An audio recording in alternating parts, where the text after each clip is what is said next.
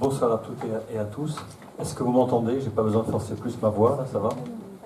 Alors, si j'ai mis ce machin, c'est pas pour jouer à la Starac, hein, mais c'est parce que comme on enregistre et en audio et en vidéo pour nos amis qui ne sont pas présents, il faut que le son s'entende bien sur le micro. C'est la seule raison. Et puis ça m'évite de parler fort aussi, c'est pas mal. Vous savez, à la session de samedi dernier, à la toute fin, il y a une question. Alors je ne vous dis pas la question, je vous donne la réponse directement, mais c'était la remarque amenée à se dire finalement la seule réalité qui doit rester, c'est de connaître Christ. On s'est arrêté sur cette note-là, connaître Christ. Et quand vous regardez l'évolution des lettres de Paul, vous vous rendez compte que jusqu'à l'épître à Timothée, qui sont les dernières, il était emprisonné à cette époque, il ne parle plus que de Christ. Il dit connaître Christ, la communion de ses souffrances, connaître Christ. Et le verset qui m'est venu pendant que Nathalie priait, c'était la transfiguration. Après, il est écrit « Et ils ne virent que Jésus seul ». Vous savez, il y a eu Moïse, il y avait Élie, mais à la fin, il dit « Et ils ne virent que Jésus seul ». C'est vraiment à ça qu'on doit arriver, parce que dans les temps qui viennent et qui ne sont pas bons, notre seul trésor, notre seul bien, ce sera de connaître Christ. C'est la seule chose qui nous restera. Et j'ai un autre verset qui m'est venu pendant qu'elle priait, dans le livre de Jérémie. Jérusalem est en danger, les Babyloniens sont à la porte et il a reçu de Dieu qu'effectivement il ne fallait pas chercher à combattre, mais qu'il valait mieux se rendre à Nebuchadnezzar pour avoir la vie sauve. Et on le prend pour un traître, pour un collaborateur. Vous savez qu'il a mal fini, Jérémie, et pourtant il annonçait la parole de Dieu. Et ce qui est extraordinaire, c'est qu'il avait un secrétaire grâce à qui on a les textes de Jérémie qui s'appelait Baruch. Vous saviez ça, hein? Baruch, il écrivait toutes les prophéties de Jérémie. Et là on voit la bonté de notre Dieu, parce que dans ces temps extrêmement troublés de l'époque de Jérémie, Baruch, il recopiait les prophéties, donc il les connaissait bien, puisque c'est lui qui les recopiait. Il s'en imprégnait et il voyait le désastre qui était annoncé par Jérémie. Et il s'inquiétait, et il s'inquiétait, et il s'inquiétait.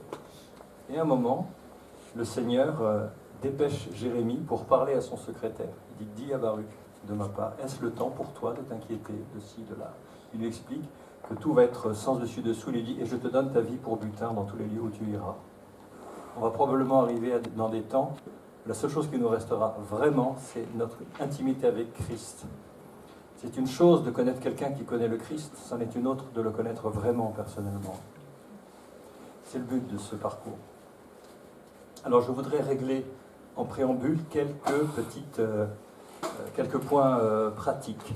Vous avez, alors je pense l'avoir, je ne sais pas si je l'ai fait ou pas, voilà. Je viens là-dessus. Le parcours vous est représenté de façon cinétique avec ce schéma-là, vous voyez, où vous avez un circuit fléché. Et ce que je voulais vous dire, c'est que, effectivement, si vous regardez, il y a 12 rectangles, mais ça ne veut pas dire qu'il y a 12 sessions, comme vous l'avez compris. Certains sujets, ont amené plusieurs sessions, parce qu'on l'a déroulé à la maison pendant 9 mois, avec Sophie, et on s'est rendu compte que certaines sessions suscitaient tellement de questions, tellement de débats, on a été surpris. On a été obligé de la traiter en 2 fois, parfois en 3. Abraham en 5 ou 6. Donc au total, ça fait 25, je vous rassure. Il n'y a pas d'alimentation. Mais effectivement, on va commencer aujourd'hui par un parcours. Enfin, c'est le début du parcours. C'est une session un petit peu particulière parce que personne n'a pu la préparer. Vous découvrez les classeurs aujourd'hui. Donc il n'y a pas autant d'interactivité qu'il y en aura dans les sessions ultérieures. Parce que vous aurez du boulot, donc je vous préviens. Il y a des textes à lire, il y a des questions. Alors, les questions, il ne faut pas répondre oui, non. Il faut développer, il faut montrer qu'on travaille, qu'on recherche, à mon avis.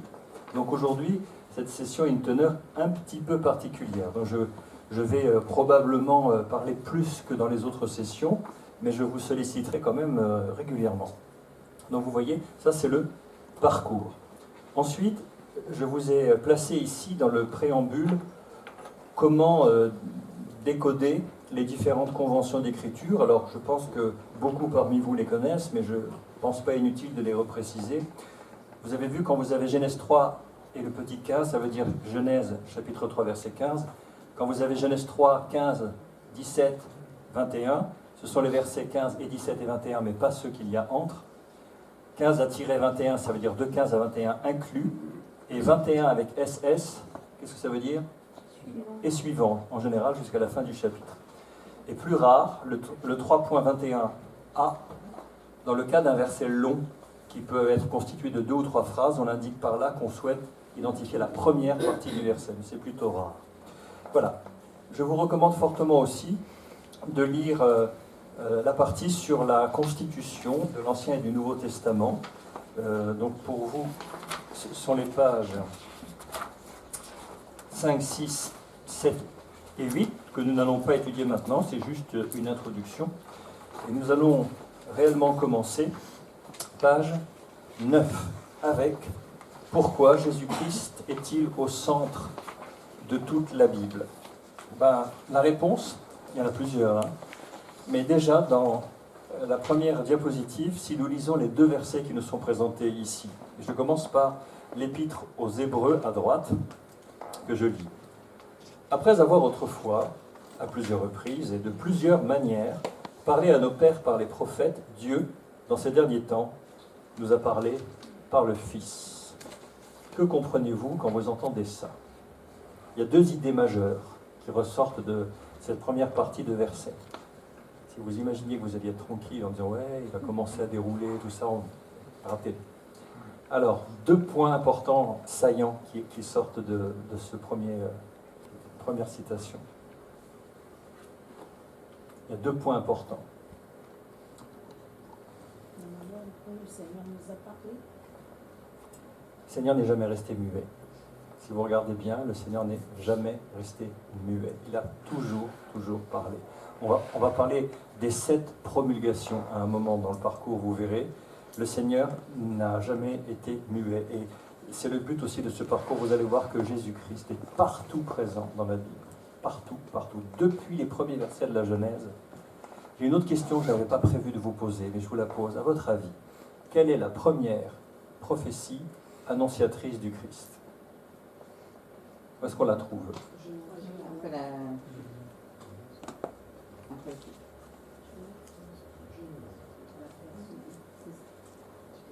N'ayez pas peur, hein. C'est pas noté. Allez-y. Alors, le fameux proto-évangile. À mon avis, il y en a une avant.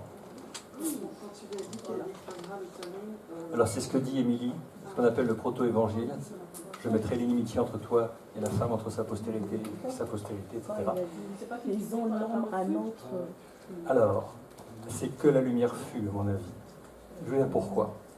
Parce qu'il est dit dans Proverbe 8 que la sagesse personnifiée, dont on sait que c'est Christ, elle était à l'œuvre auprès de lui quand il créa l'univers, quand il déployait les étoiles, que explosèrent de joie, etc., les étoiles, et qu'il y avait une lumière avant la source naturelle de la lumière. Parce que c'est après qu'il a créé les étoiles, la lune, etc. Et dans Hébreu, quand on va plus loin dans ce chapitre et qu'il est dit, quand il présenta le premier-né, il dit que tous les anges de Dieu l'adorent. À mon avis, cette lumière dont il est question, c'est le Fils de Dieu lui-même. Il dit, en elle était la vie, et la vie était la lumière des hommes. Je pense que c'est ça, la première prophétie qui annonce le Christ. C'est un avis personnel. Le 2e verset, est-ce que vous le situez dans l'évangile de Luc? Et commençant par Moïse et par tous les prophètes, il leur expliqua dans toutes les Écritures ce qui le concernait. Vous voyez l'épisode? On l'appelle communément les pèlerins d'Emmaüs, après la résurrection. Tout le monde est en émoi, et puis il voit 2 disciples qui sont en train de marcher, et l'air de rien, le Seigneur se mêle à eux et dit « Et de quoi vous discutez là ?» Et il lui dit « Mais c'était bien le seul à Jérusalem à ne pas savoir ce qui se passe. Jésus, un prophète grand en œuvre et en parole, on croyait que ce serait lui qui délivrerait. » Et le Seigneur m'a fait « Bon, homme, vous êtes tellement lent à croire. » Et, commençant par Moïse, et par tous les prophètes, il leur expliqua dans toutes les Écritures ce qui le concernait. C'est-à-dire que le Christ lui-même est en train d'expliquer que l'ensemble des Écritures convergent vers lui. Il a dit lui-même aussi aux pharisiens sadducéens, « Vous sondez les Écritures parce que vous pensez trouver en elles la vie éternelle, mais elles rendent témoignage de moi, et vous ne voulez pas venir à moi pour avoir la vie. » Donc si le Christ lui-même est en train d'annoncer que la parole entière converge vers lui, c'est notre devoir de sonder et de chercher le Christ absolument partout. Et on va le découvrir. Je vous donne un tout petit indice. Savez-vous où sont décrites les souffrances du Christ lors de la crucifixion? Oui, je l'ai entendu. Alors, Ésaïe 53 en partie, mais la question porte sur comment sont décrites les souffrances de l'intérieur que le Christ a ressenties. Dans les évangiles, il dit « j'ai soif ». Il exprime des choses, mais on ne sait pas ce qu'il ressent de l'intérieur. Il faut aller dans les psaumes de David pour savoir ce que le Christ a ressenti. David a vécu de façon prophétique les souffrances du Christ. « Mon cœur se fond comme de la cire, mes os se détachent, etc. » Oui, il faut aller là, dans les psaumes, pour savoir ce que le Christ a souffert. Donc, on va commencer notre parcours, et là vous avez le verset complet que nous avons lu à l'instant. Après avoir autrefois, à plusieurs reprises et de plusieurs manières, parlé à nos pères par les prophètes, Dieu, dans ces derniers temps, nous a parlé par le Fils. Alors, là on avait trouvé un premier point, c'est que Dieu parlait tout le temps, il n'est jamais resté muet. Mais le deuxième point alors,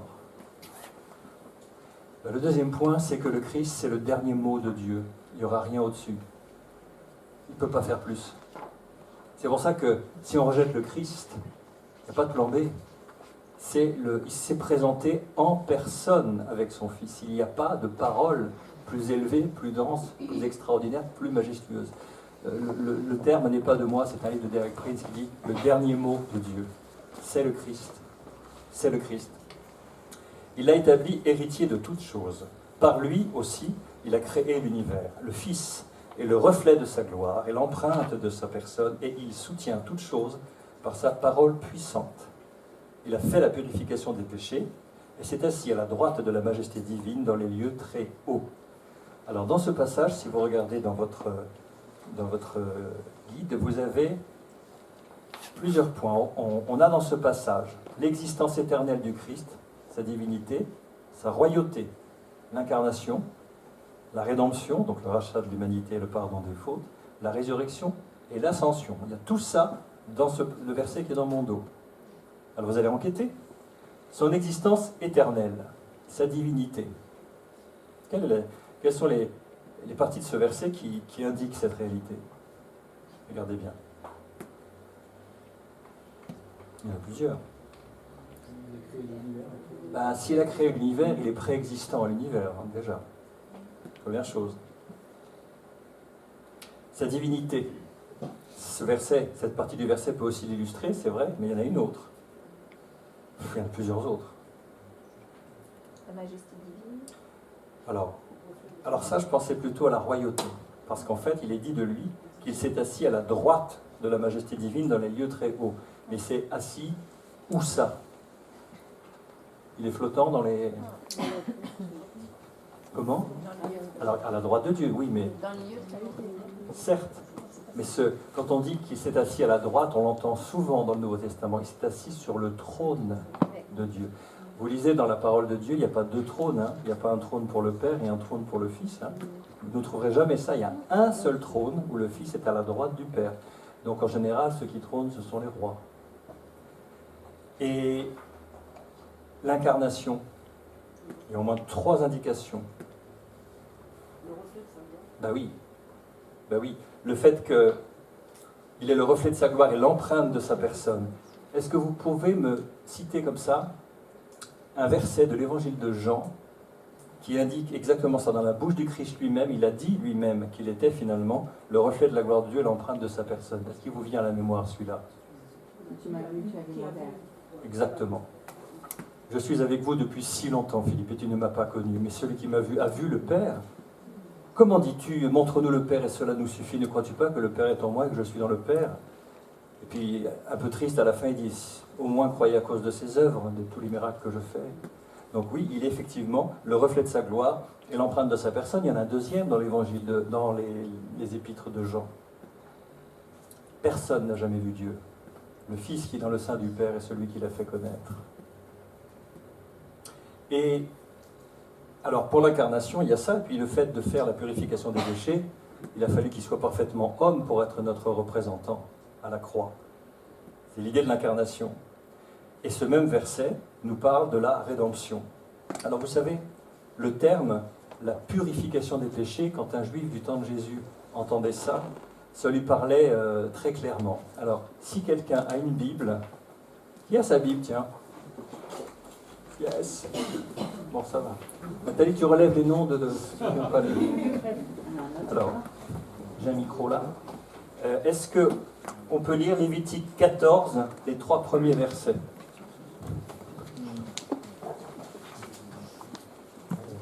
Un peu plus vite, bien, il est précisé. Lévitique 14, versets 1 à 3. L'Éternel parla à Moïse et dit : Voici quelle sera la loi sur le lépreux pour le jour de sa purification. On l'amènera devant le sacrificateur. Le sacrificateur sortira du camp. Il examinera le lépreux, et si le lépreux est guéri de la plaie de la lèpre, voilà. Et aussi, à partir du verset 21, toujours dans le même chapitre, s'il est pauvre et que ses ressources. S'il est pauvre et que ses ressources soient insuffisantes, il prendra un seul agneau qui sera offert en sacrifice de culpabilité, après avoir été agité de côté et d'autre, et avec lequel on fera pour lui l'expiation. Il prendra un seul dizaine de fleurs de farine pétrie à l'huile pour l'offrande et un log d'huile. Voilà, jusque-là. Un seul agneau, de la fine fleur de farine, de l'huile. Tout ça, effectivement, ça nous parle du Seigneur. Parce que la fine fleur de farine, vous savez, c'est la sainteté. La farine, quand elle était pilée une première fois, puis après on la repilait avec une pierre beaucoup plus fine, et ça ressemble presque à du talc. Et donc c'est vraiment la pureté absolue. Et l'huile, ça nous parle du Saint-Esprit. Donc quand on entend la purification des péchés, je vous rappelle que c'est l'épître aux Hébreux, ça leur parle beaucoup. Là on comprend que le Christ, il est l'agneau de Dieu qui ôte le péché du monde. Il est l'agneau qui a fait le sacrifice absolu, qui nous purifie à jamais, une fois pour toutes. Une fois pour toutes. Et le dernier point, sa résurrection, et donc l'ascension. On l'a dit déjà. Il s'est assis à la droite. Donc s'il a été sacrifié pour la purification et qu'il s'est assis, c'est qu'il est ressuscité, nécessairement. Et qu'il règne maintenant à la droite de Dieu dans les lieux très hauts. Alors, nous avons dit que parmi les 2 points saillants, Dieu a parlé continuellement, il n'est jamais resté muet. Alors, question que je vous pose, quels sont les différents moyens que Dieu peut utiliser pour nous parler personnellement? Allez-y, qu'est-ce qu'on peut avoir comme moyen? Alors, le Saint-Esprit, mais le Saint-Esprit peut nous parler, effectivement, par plusieurs canaux. Alors en rêve, c'est marrant, c'est celui-là qui sort en premier à chaque fois. Des visions. T'as raison. Alors, je le mets dans la même catégorie, les rêves, les songes, les visions, c'est vrai. Quoi d'autre? Par des signes, par la parole. Alors, la parole de 2 manières. 3 manières. La parole, quand vous lisez la parole de Dieu, il peut vous parler. Quand vous entendez une prédication, c'est toujours la parole, il peut vous parler. Quand le Saint-Esprit vous rappelle un verset que vous avez lu au bon moment, il suscite un verset comme ça dans votre esprit, paf, c'est encore la parole, bien sûr. Dans le milieu, en premier d'ailleurs. Quoi d'autre? Prophétie, parole de connaissance. Vous savez, un frère ou une sœur vient vous voir, d'un coup, ça m'arrive rarement, mais j'ai reçu telle et telle chose, il faut que je te le dise, je le sais, je ne sais pas ce que ça vaut pour toi, mais voilà, j'ai reçu ça. Paf. Et c'est une réponse. Signe. Des signes comme par exemple. Par exemple, quand Élie qui était sur la montagne, on lui a demandé, il a mis tous les prophètes de Baal. Tu vas costaud, toi, pour avoir une réponse de Dieu. Il faut aller sur une montagne, il faut 400 prophètes d'Astarté, un hôtel avec 12 pierres, un taureau dépecé, bah, poser une toison, comme on dit, absolument. C'est pas tout. Une conviction intérieure, exactement, une conviction intérieure. Ça vous est jamais arrivé, ça, de sentir qu'il faut faire ou ne pas faire quelque chose? Une espèce de voix intérieure qui n'est pas articulée, mais qui est très très forte. C'est aussi le Seigneur qui est à l'œuvre. Révélation. Absolument. Oh, il en manque encore 1, 2, 3. 3 encore. Parlement. Oui, alors, mais à condition que ce soit interprété. Alors,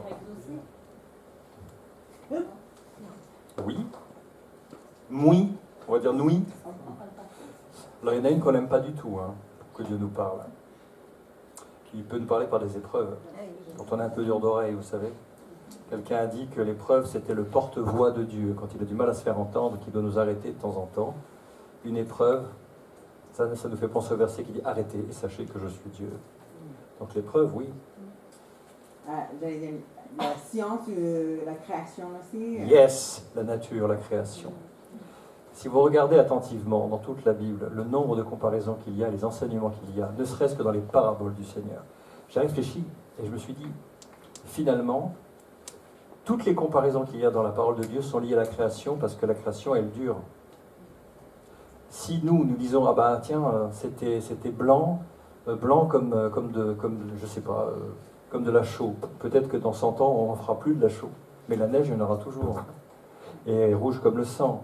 Et toutes les paraboles du Seigneur sur les oiseaux, sur la nature, sur les plantes, sur les grains de sénévé, sur le blé, ça a validité éternelle, ça. Et le Seigneur nous parle par la nature. Et n'oubliez pas ce que Paul écrivait dans le premier chapitre de l'Épître aux Romains, où il disait « Les perfections invisibles de Dieu, alors attendez, il faut que je prenne le verset depuis le début. La colère de Dieu se révèle du ciel contre toute impiété et injustice des hommes qui retiennent injustement la vérité captive. En effet, les perfections invisibles de Dieu, sa puissance éternelle et sa divinité se voient comme à l'œil nu depuis la création du monde quand on la considère dans ses ouvrages. Genre, regardez la nature, regardez la création, vous connaîtrez le Créateur. Et c'est très sobre la création, vous avez vu quelques lignes. Pourquoi ? Parce que la création se défend d'elle-même. Quand on va dans les bibliothèques d'histoire de l'art et qu'on veut vous parler de l'œuvre de Rembrandt, etc., il faut des rayons entiers d'une bibliothèque. Le Seigneur, quelques lignes, il dit regardez, ça parle de moi, tout est parfait dans ce qu'il a créé. Donc oui, c'est un vrai langage, la nature. Et il en reste un dernier, alors je vous le donne pour qu'on avance. Parfois, le Seigneur utilise des moyens un petit peu étonnants comme les médias, une chanson. Vous attendez une réponse et puis vous passez, je dis ça parce que ça m'est arrivé, vous passez dans les couloirs du métro où il y a quelqu'un qui joue de la guitare et au moment où vous passez, il y a 2-3 mots dans les paroles, on dirait que Dieu vous parle personnellement. Ça ne vous est jamais arrivé, ça ? Il fait du sur-mesure. Et j'avais donné un exemple samedi dernier. Je devais prêcher dans une église à Annecy et je disais, Seigneur, sur quoi veux-tu que je prêche ? Et je reçois très clairement être un homme debout. Vous savez, pour ne pas avoir à rougir au jour du retour du Seigneur et être debout. Et j'entends cette phrase intérieurement, donc la fameuse conviction, être un homme debout. Bon, je dis bon, être un homme debout, qu'est-ce qu'on peut bien dire là-dessus ? Et puis je continue à ruminer le fameux verset, et je vais à une FNAC où je ne vais jamais, et en regardant un petit peu les nouveautés, il y avait un livre bien exposé, je ne me souviens même plus de l'auteur, c'était « Être un homme debout ». Bon, je crois que c'est clair, ça doit être ça. Et puis, le soir même, dans les innombrables pubs, vous savez qu'on reçoit les spams, je vois une publicité pour AOL, je crois à l'époque, où il y avait plein de news, de machin, et je vois Vladimir Poutine déclare de Leonardo DiCaprio, voilà un homme, un vrai, un homme debout. Bon, alors j'ai dit, ok, j'ai compris, c'est très clair. Seigneur, j'ai prêché en effet là-dessus. Vous sondez les Écritures parce que vous pensez avoir en elles la vie éternelle. Ce sont elles qui rendent témoignage de moi et vous ne voulez pas venir à moi pour avoir la vie. C'était Jean, versets 39 et 40. Et vous avez d'autres versets qui sont ici. Alors, question. Et là, je dois pouvoir afficher, voilà, ça on vient de les lire. Ceci. Vous voyez que Jésus est au centre de tout. Vous allez le retrouver dans le Pentateuque. Pentateuque, qu'est-ce que c'est exactement ? Qu'est-ce qu'on appelle le Pentateuque ? Parce que Penta, en grec, c'est 5. 5 premiers livres. C'est ça que les Juifs appellent la Torah. La Torah, ce n'est pas l'ensemble de la Bible. Ils parlent du Tanakh pour l'ensemble de l'Ancien Testament. Mais la Torah, ce sont les 5 premiers livres. Vous avez les livres des prophètes, Nebiim. Vous avez les livres historiques. Alors, les livres historiques, je ne sais pas ce que vous en pensez, mais ce ne sont pas les livres les plus joyeux à lire avec toutes ces généalogies et ces rois impies qui se succèdent, qui s'assassinent pour avoir le pouvoir. C'est assez sombre. Pourtant, c'est pendant le règne des rois qu'ont éclaté les ministères d'Élie et d'Élisée, qui sont la 3e grande vague prophétique de la Bible. C'est extrêmement riche. Et encore là, ça parle énormément du Seigneur Jésus-Christ, vous verrez. Il n'y a aucun hasard. Aucun livre n'est inutile dans la parole de Dieu. Même les nombres avec ces généalogies qui n'en finissent plus. Si vous commencez à vous intéresser au sens des noms, Ce sont des messages en eux-mêmes, tellement c'est riche. Il faut un peu de courage, j'en conviens. Les livres poétiques, les psaumes, le cantique des cantiques, et les livres de sagesse, les proverbes, l'Ecclésiaste, etc. Christ est au centre de tout cela. Alors, si vous deviez trouver un mot, un seul mot, pour résumer tout ce que je viens de vous dire, un seul mot, que choisiriez-vous? Présence. Présence, pas mal. Omnipotent. Alors, omnipotent, mais c'est une partie seulement de ce qu'on a lu. Il y a un mot qui est vraiment représenté par ça. Alors, je vous aide. Je n'ai pas de raison de défavoriser un groupe par rapport à un autre. J'ai donné un indice samedi, donc je le donne aujourd'hui. Il y a un V dedans. Il y a la lettre V dedans. Non. Véritable. Non. Révélation. C'est révélation. Dieu ne se connaît pas. Dieu se révèle. Comprenez bien cela. Dieu se révèle. Si on essaye par un raisonnement rationaliste d'essayer de prouver Dieu ou de connaître Dieu, on va à l'échec parce que Dieu se révèle. Alors, on va parler de ce phénomène-là, la révélation, en lisant dans le livre des Éphésiens, je ne sais plus qui a le micro, mais on continue, Éphésiens chapitre 1, verset 18. Vous l'avez, page 10, si je ne dis pas de bêtises, voilà, page 10 en haut, afin que le Dieu, etc. Je ne sais pas qui a le micro, c'est toujours toi Thierry qui l'a? Il est là. C'est là. Il a. Tout le monde là, parce qu'il est... Sophie? Tu veux? Ah. Allez, on va dire. Afin que le Dieu de notre Seigneur Jésus-Christ, Plus lentement, plus lentement. afin que le Dieu de notre Seigneur Jésus-Christ, le Père de gloire, vous donne un esprit de sagesse et de révélation dans sa connaissance, qu'il illumine les yeux de votre cœur pour que vous sachiez quelle est l'espérance qui s'attache à son appel. Alors vous avez vu que j'ai mis en gras 2 mots, révélation et savoir.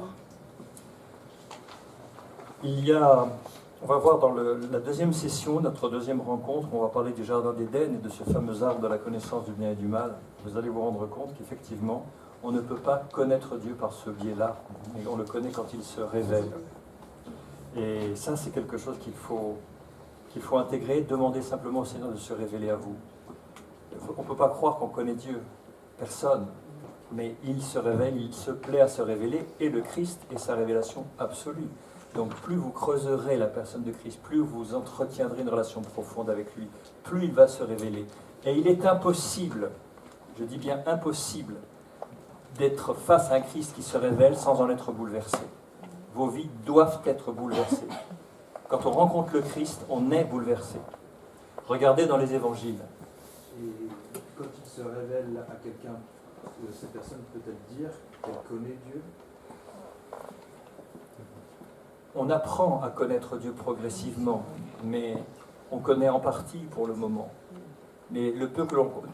Nous avons un ami avec Sophie qui aime bien dire ça. Il dit, les hommes qui disent « Ah, je connais Dieu ah !»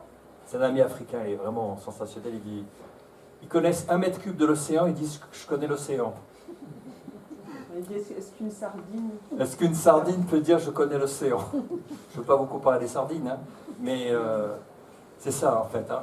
C'est sans fin, et on est transformé puissamment. En fait, quand on remonte à la racine du terme connaître, c'est naître avec. Et donc, tu vois, dans la naissance, il y a tout un cheminement de ta vie, parce que finalement, tu te rends compte que tu découvres toujours quelque chose, tu es toujours en train de... Et donc, quelque part, tu connais Dieu au bout de ta vie, mais comme ta vie est infinie, c'est un processus. C'est la chose la plus importante, c'est connaître Christ. Le Seigneur n'a que faire de notre religiosité. Il n'a que faire de ça. Ce qu'il veut, c'est notre cœur. Il veut une intimité avec nous. C'est pour ça qu'il nous a créés, comme on va le voir. Alors, la Trinité ou Triunité, voilà un sujet mystérieux. Et justement, pour mettre en application ce que je viens de vous dire, n'attendez pas que je vous explique la Trinité. Hein? Ah, Thierry 18, j'aurais cru que peut-être ce soir tu aurais eu l'explication aujourd'hui. Non, effectivement, c'est un mystère, on ne peut pas l'expliquer parce que, effectivement, si je pouvais l'expliquer, j'expliquerai Dieu, donc je serai au-dessus de lui, mais comme il y aurait quand même un problème. On ne peut pas. Le Seigneur n'a pas de contour, c'est un mystère, on parle du mystère de Dieu dans la parole. Hein. Mais cette notion de Trinité, elle est très ancienne. Les Juifs savaient très très bien, ils connaissaient cette notion qu'il y avait un Père, un Fils et le Saint-Esprit. Ils le savaient. Alors, quelques petits indices, vous avez vu, on va lire, alors je crois que j'ai des transparents là-dessus. Voilà, ça c'est ce que nous avons lu ensemble. Voilà, j'ai mis ici les versets que vous avez déjà dans le guide, hein, d'accord? Alors, écoute Israël, l'Éternel notre Dieu est le seul Éternel. Alors ça, attention, c'est un texte particulièrement important pour le peuple juif, c'est la proclamation absolue que Moïse a donnée dans le livre du Deutéronome, c'est un véritable cri que l'on donne à des dates particulières du calendrier hébraïque. Shema Israël, Adonai Eloheinu, Adonai Echad. Écoute Israël, l'Éternel, c'est au pluriel. Adonai, Eloheinu, et c'est Elohim. Vous savez qu'en hébreu, le im, im à la fin, c'est le pluriel. Je vous donne un exemple. Vous connaissez le nom de famille Cohen. Cohen, ça veut dire prêtre en hébreu.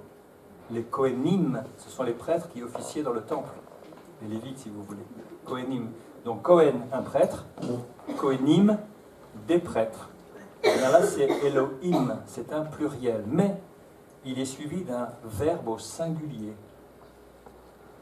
C'est un nom au pluriel qui est suivi par un verbe au singulier. Donc c'est pour ça que dans le titre, j'ai mis un petit X en italique. Vous avez vu, j'ai mis Dieux et un. Parce que si on devait traduire littéralement, ce serait ça. Il y avait déjà dans le nom Elohim, il y a déjà la Trinité qui est présente. Écoute Israël, Éternel notre Dieu, est Echad, le seul Éternel. Alors ce mot Echad est particulier. En hébreu, il y a deux mots pour désigner l'unité. Vous avez Echad, qui est utilisé ici, et vous avez Yachid. Yachid, on l'utilise pour l'unité absolue. L'unité absolue, le un absolu. Alors que Echad, c'est ce qu'on appelle, le terme est un peu savant, on parle d'une unité composée, je vous explique. Si je vous dis une grappe de raisin, un groupe d'hommes, en fait, c'est un ensemble, une unité, mais d'un ensemble. Alors que le Yachid, c'est le un absolu, c'est pas un ensemble, c'est le un absolu. On n'utilise jamais le un absolu pour Dieu, c'est toujours Echad, l'unité composée, parce qu'il y a trois personnes. Alors justement, on va lire « Je suis l'Éternel et il n'y en a point d'autre. À part moi, il n'y a point de Dieu. » C'est quand même très clair. Hein. « Je t'ai saint, il parle au prophète, avant que tu me connaisses. C'est afin que l'on sache du soleil levant au soleil couchant qu'à part moi, il n'y a point de Dieu. Je suis l'Éternel, il n'y en a point d'autre. » Là, c'est ce qu'on appelle insister. Hein, 3 fois. Et j'aime beaucoup celui-ci, toujours dans Ésaïe. « À qui me comparerez-vous pour que je lui ressemble ?» Accrochez-vous, hein. Dit le Saint. Et dans Romains, dans le Nouveau Testament, sous la plume de l'apôtre Paul, on voit ou bien Dieu est-il seulement le Dieu des Juifs? Ne l'est-il pas aussi des païens? Mais oui, il est aussi des païens, puisqu'il y a un seul Dieu qui justifiera par la foi les circoncis et par la foi les incirconcis.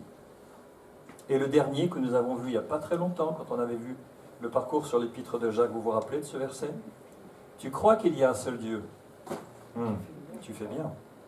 Les démons le croient aussi et ils tremblent. Alors c'est pas le genre de choses à répondre à quelqu'un qui dit « mais moi je crois en Dieu ». Si vous lui balancez ça, effectivement, c'est un petit peu violent, mais c'est quand même une réalité. Et c'est une bien grande différence de croire en Dieu et de croire Dieu. Sans la préposition, hein. C'est pas la même chose. C'est une réalité que les Juifs connaissaient depuis longtemps. Je regarde juste, voilà. Vous voyez, les prénoms, je vous ai mis, enfin les noms hébraïques que vous avez là. Par exemple, Abijah. On en a plein dans la Bible, des Abijah, Abiga. Quand vous avez A, B au début d'un nom ou à la fin d'un nom, c'est le Abba qui veut dire papa en hébreu, Abba, père, vous savez. Donc quand vous avez Abijah, c'est comme si on disait Yahvé est mon Abba. Dieu est mon père. La notion de Dieu père est très connue déjà dans l'Ancien Testament. Vous avez Eliab, Élie. Vous savez ce qu'a dit le Seigneur Jésus? Élie, Élie, lama sabachthani. Mon Dieu, pourquoi m'as-tu abandonné? Élie, elle c'est Dieu, I c'est à moi. Élie, mon Dieu, Ab. Mon Dieu est mon père. Dieu est mon père. Et Abiel, encore le Abba, et le L de Dieu, Dieu est mon père. Donc il y a énormément, j'en ai pris que 3, mais il y en a beaucoup d'autres. où l'on voit qu'effectivement, on connaît depuis longtemps que Dieu est un Père. Et on va lire Proverbe 30, verset 4. Dès que vous l'avez, dégainez. Proverbe 30, verset 4. Qui le tient? Il est là. Il est là, tout le monde le tient. Je l'ai mis derrière, donc c'est plutôt le micro qui... Qui est monté aux cieux Voilà. et qui en est descendu? Qui a recueilli le vent dans ses mains? Qui a serré les eaux dans son vêtement? Qui a fait paraître les extrémités de la terre? Quel est son nom? Et quel est le nom de son fils? Le sais-tu? Quel est le nom de son fils? Là aussi, c'est très clair. Dieu a un fils. Et pendant qu'on y est, le psaume 103 au verset 13. Comme un père a compassion de ses enfants, l'Éternel a compassion de ceux qui le craignent. On va continuer sur ces deux derniers versets. Car auquel des anges Dieu a-t-il jamais dit: Tu es mon fils, je t'ai engendré aujourd'hui, et encore, je serai pour lui un père, et il sera pour moi un fils. Et le dernier où on voit que Dieu, le Seigneur, s'adresse au Seigneur. Il y a, entre guillemets, parfois, conciliabule au sein de la Trinité. Ne me rejette pas loin de ta face, ne me retire pas ton Ah, Saint-Esprit. Je pensais plutôt à celui-là, là. Ah. Assieds-toi à ma droite. C'est celui qui est affiché plutôt, non? Ah, pardon. Voilà. Assieds-toi à ma droite jusqu'à ce que je fasse de tes ennemis ton marchepied. Voilà. Avec ça, le Seigneur, il avait cloué le bec aux pharisiens et aux sadducéens. Il disait, comment ça, le fils? Mais David lui-même l'appelle Seigneur. Comment peut-il être son fils à David? Et il ne surcroît quoi répondre. Vous vous rappelez dans les évangiles? Et je disais, il y a conciliabule parce que quand vous regardez le récit de la création, comment ça démarre, la création de l'homme? Qu'est-ce que dit Dieu? Qu'est-ce que disent, on pourrait dire? Est-ce qu'il dit, allez, je vais faire l'homme à mon image? Faisons. Il y a discussions, il y a débat. Et quelqu'un a imaginé une scène, c'est pas dans la Bible, ne la cherchez pas, hein, mais il l'a imaginé, il s'est dit, mais quand il y a eu comme ça conciliabule, faisons l'homme à notre image, le Fils s'est tourné vers le Père et a dit, mais enfin Père, tu sais très bien que si nous créons l'homme, il va y avoir la chute parce que Dieu sait tout. Et s'il y a la chute, je vais être obligé de descendre, donner ma vie pour les récupérer. Tu le sais. Oui, je le sais. Bon, je suis d'accord pour y aller. Mais toi, Saint-Esprit, il faut que tu sois avec moi, sinon je n'irai pas. Le Saint-Esprit, il dit, va, je te rejoins. Il a imaginé cette scène-là, de conciliabule. Faisons l'homme à notre image. Oui, il y a effectivement un conciliabule. Et le dernier verset que tu allais lire, Sophie, c'était comme un père, c'est celui-là? Comme un père a compassion de ses enfants, l'Éternel a compassion de ceux qui le craignent. Et c'est un tout petit extrait, parce que des versets qui parlent de Dieu en tant que Père, il y en a des dizaines et des dizaines et des dizaines. Il dit même dans un petit prophète, si je suis Père, où est le respect qui m'est dû? Voilà. Alors donc, je vous l'ai repris ici, vous avez vu Adonai, Elohim, etc. Et le dernier, dans le psaume 51, mais j'aurais pu encore en prendre énormément, si Sophie, si tu veux bien le lire.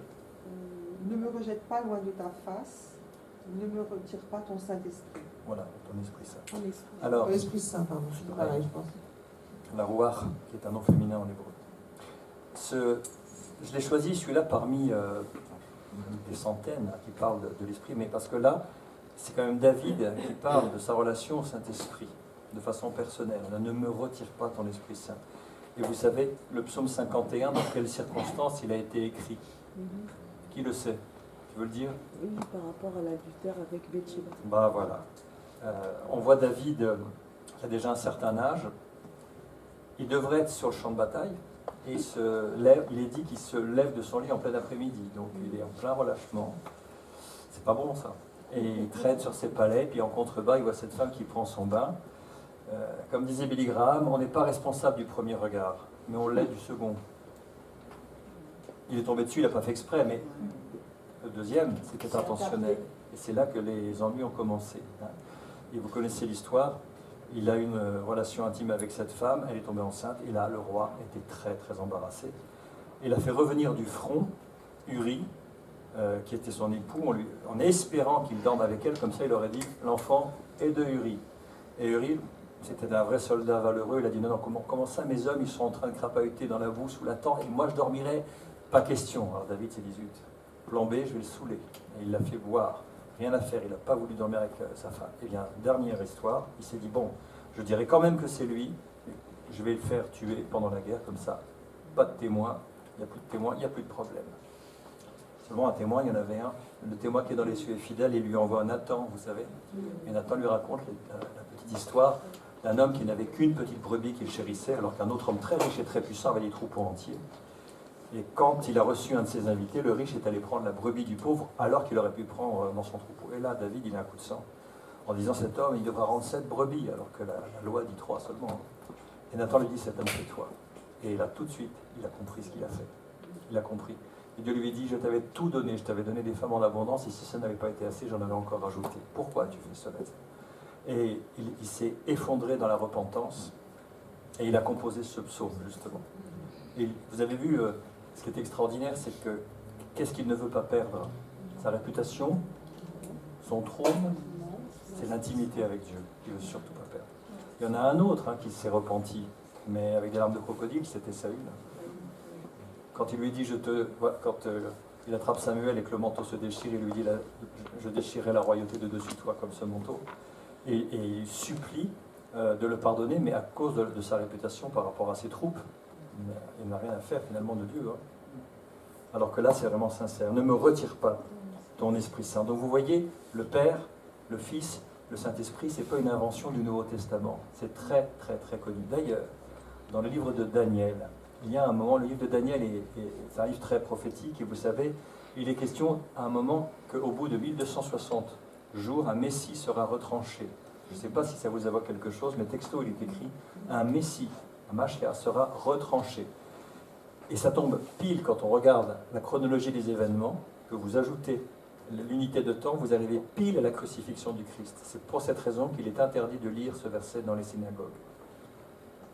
Les rabbins interdisent de le lire parce que c'est la preuve manifeste que Jésus est le Christ. Ils savent que Dieu a un fils, ils le savent puisqu'ils l'attendent. Bon. Alors, vous avez vu que Dieu est relationnel en lui-même. Dieu est relationnel par nature. Il y a des échanges dans la Trinité. Et c'est pour ça que nous sommes relationnels. Regardez les bébés. J'étais fasciné de ça.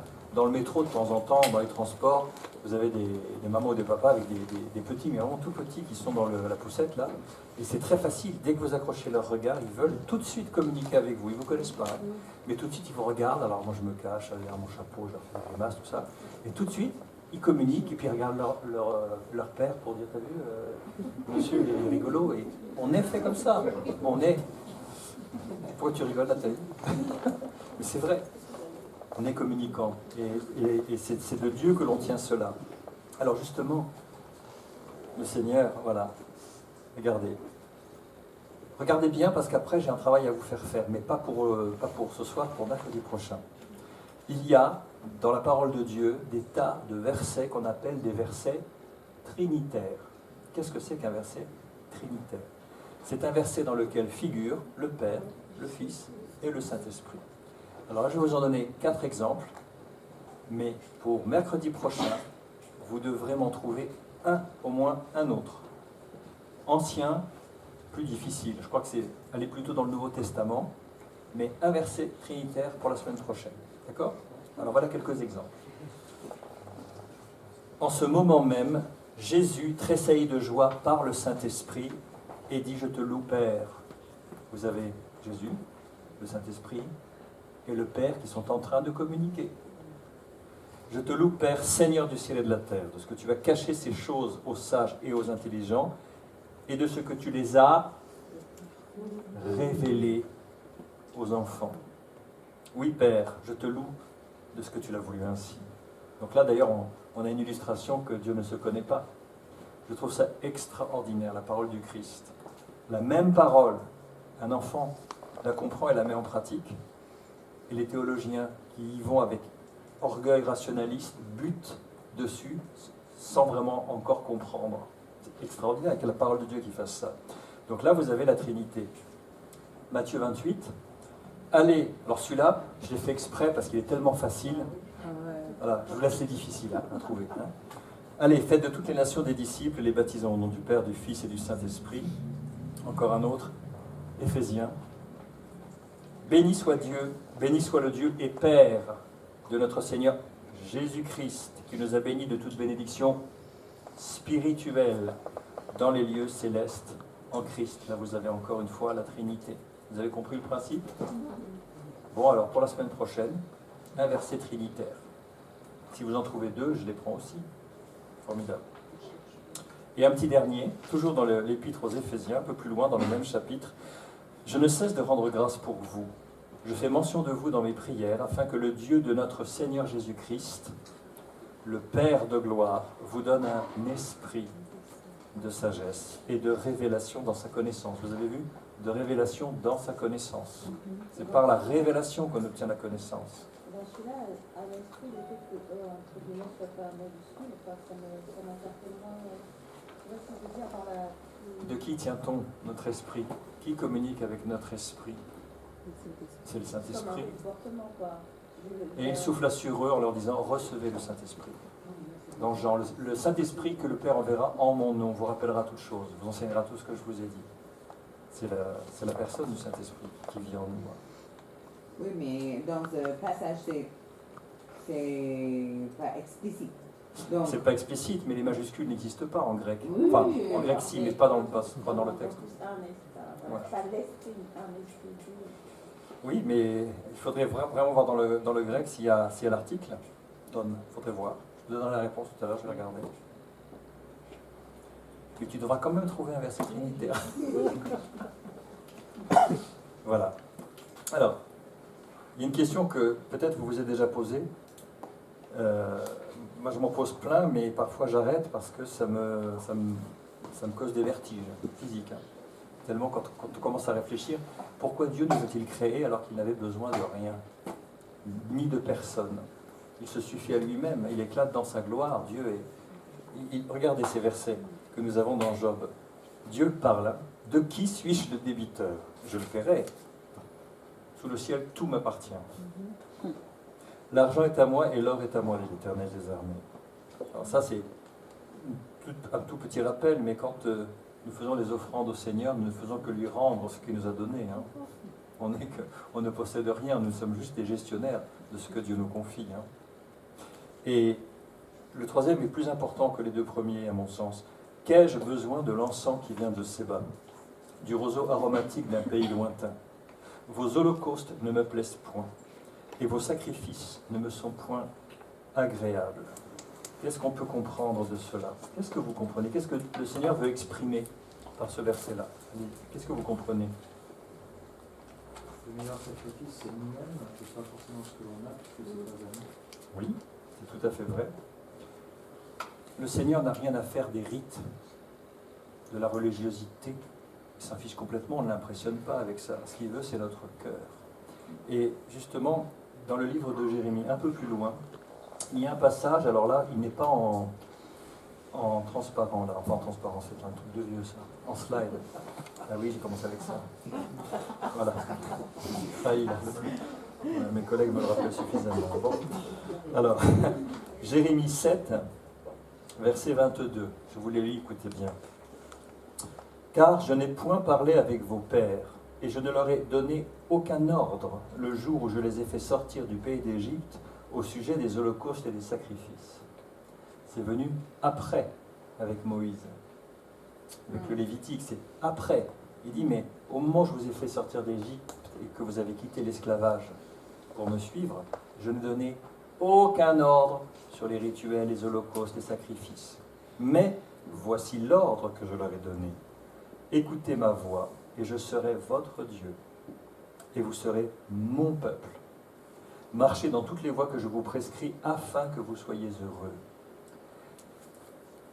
Le Seigneur, il est en train de dire une chose. Il est en train de dire, tout ce que je vais vous donner plus tard, dans les holocaustes, dans le tabernacle que nous allons étudier, la tente, la cuve d'airain, l'autel, tout cela nous parle de Jésus-Christ. Mais plus tard, on va voir que le peuple juif a confisqué ces choses pour en faire une religion. Et ça, ce n'était que l'ombre des réalités. Ça nous parlait de Jésus-Christ. Ils ont rejeté Jésus-Christ et ils ont gardé juste ces pauvres et faibles rudiments dont parle Paul. Et ils en ont fait une religion. Voyez-vous, le Seigneur se fiche complètement de notre religion. Il s'en fiche complètement. Ça ne l'impressionne pas.